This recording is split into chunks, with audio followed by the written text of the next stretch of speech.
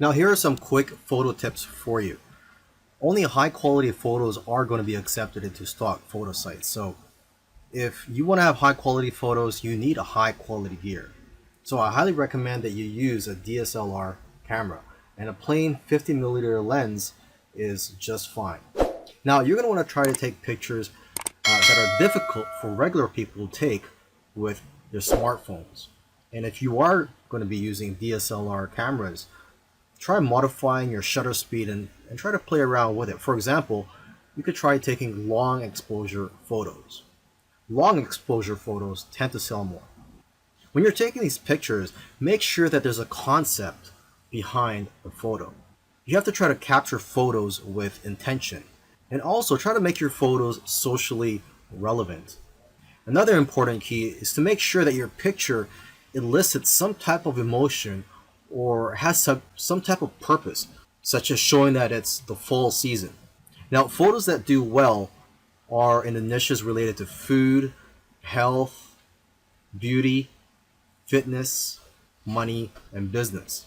You also have to remember to leave some room for copy and text for the users to put on the photo.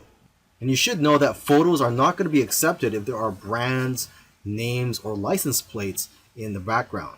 And if you have models in your photos, they will have to sign a release form. Now that you've taken some pictures, where do you sell those pictures online? Well, the easiest way to find these sites is just to type in stock photos on Google, and you'll find plenty of stock photography websites where you can upload your photos. Now, let me just give you some of the top sites out there. Okay, there is Pond5, which pays 50% of the sale. Alami, which pays 40% royalty per photo. And there is one photographer that I know of who makes $100,000 per year from just this one website. Okay, and there is IEM, which pays 50%. A lot of photographers are having success with this site. And there is Getty, which pays 20 to 30%, but they do sell photos for a much higher price, between $300 to $500. Okay, and 123RF, this stock photo site, the way they work is that the more photos you upload, the higher the royalty percentage that they'll pay you. And there's iStock, which pays 15 to 45% depending on the photo, but they'll pay you a higher rate if your photos are exclusive to their site. And there's a Dreamstime, which has a very thorough approval process, but if you do get approved, they'll pay you 25 to 50% royalty and up to 60% if your photos are exclusive with their site. Plus, they'll even pay you an extra 20 cents per photo. And then one of the biggest stock photography websites out there is Shutterstock. They'll give you the most exposure because of their reach, huge customer base, and ability to advertise your photos. And there's Adobe, which will give you almost as much sales but higher sales amounts. And Adobe stock is integrated into the Adobe software. There's iStock Getty Images, which can also get you a lot of sales. Now, what I usually do advise to photographers is to stay away from some of the larger stock agencies, such as Shutterstock, iStock, etc., because they're publicly held companies, and they're more interested in making their shareholders happy and not the individual contributors. They just don't have the incentive to help contributors grow and make more money. However, if you are a beginner, you may want to try out these larger stock agencies just to test out the waters and to gain experience at first. And then you could try out the smaller agencies such as Dreamstime, Stockfresh, etc. The advantage of working with these smaller agencies is that there's less competition for you as a contributor. But then again, everybody is different, so you have to figure out what works for you.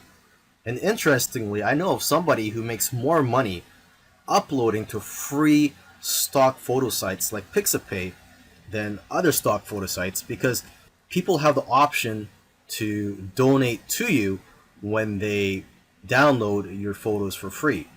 In the previous video where I spoke about where to sell your photos online, I forgot to mention that you could also sell your photos directly from your phone.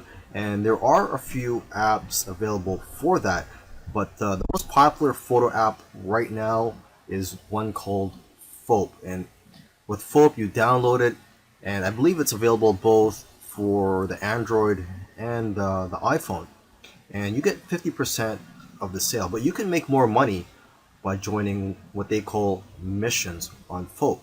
And these missions are sort of like projects for brands and other companies. And each mission, if you are to win these missions, they pay a prize for the winning people. And it usually starts at around $50, and usually it can be a lot higher. Okay, now if you want to have success with this app, you want to analyze the photos which have already been sold. So take a look at the sold tab in the explore section of the app. I also recommend that you analyze the profiles of people who have won missions or sold a lot of photos, as they usually have a lot of good photos which can give you ideas. And lastly, you could create profile on Photo and follow people. So you can follow other photographers and they could follow you, and you guys could share tips with each other and be more successful in the long run.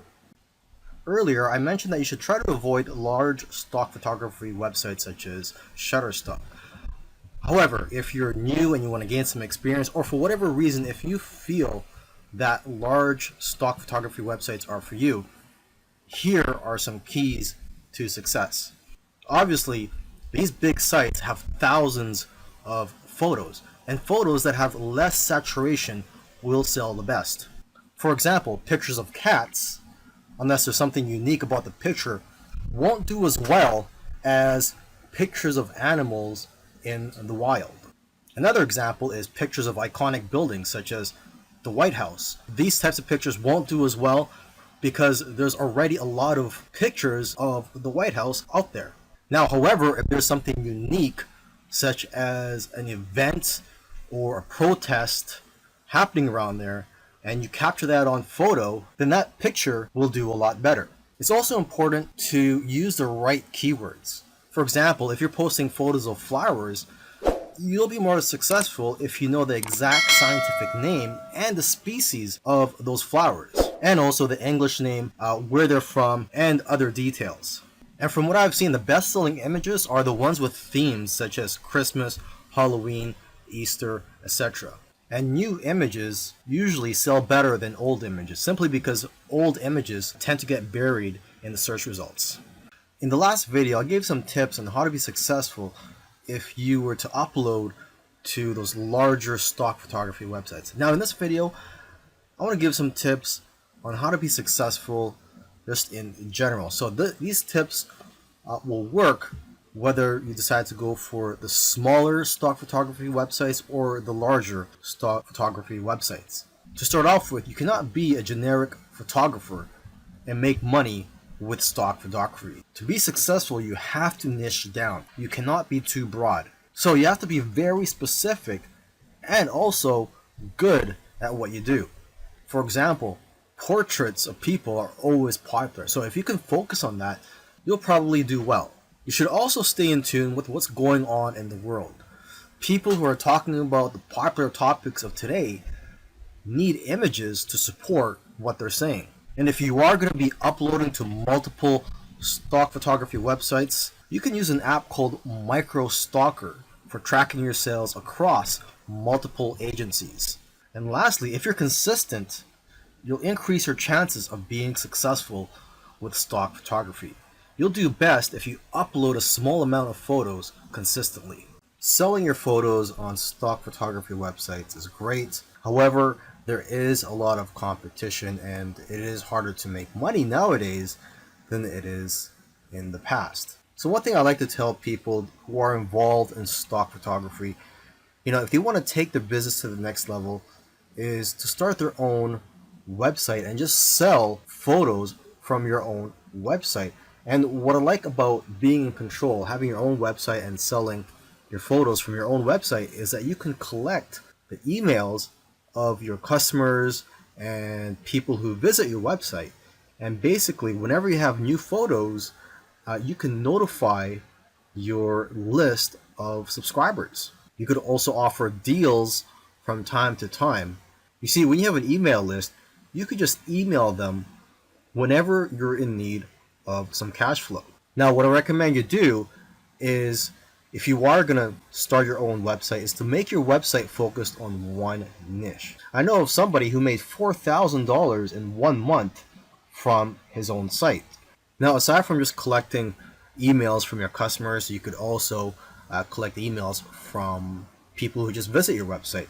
And to entice them to opt in, you could run a contest where if they enter their information, such as their email and their name, they'll be entered to win a photo or a print. Another great thing about building a list of subscribers is that you can build a relationship with your audience and that you're going to get repeat sales in the future. You see, when people buy your photos from stock photography websites, you don't collect their information. So it's not like you could tap their shoulder in the future and say, hey, would you like any of my other photos or my newest photos? This way, with your own website, you could just notify them, like I said earlier, whenever you have new photos or if you have a discount that you're offering. You should also sell prints of your photos from your own website to increase your revenues. Now, if you're scared to start your own website, there are several tools out there that make it very easy for you. And one tool that I highly recommend is called Shopify. One good feature of Shopify is that they will contact somebody who abandoned their shopping cart and they'll get reminded to purchase from you. And there's all types of themes available for you to use from Shopify. And once you have your site up and running, you could use Facebook ads to drive traffic to your site.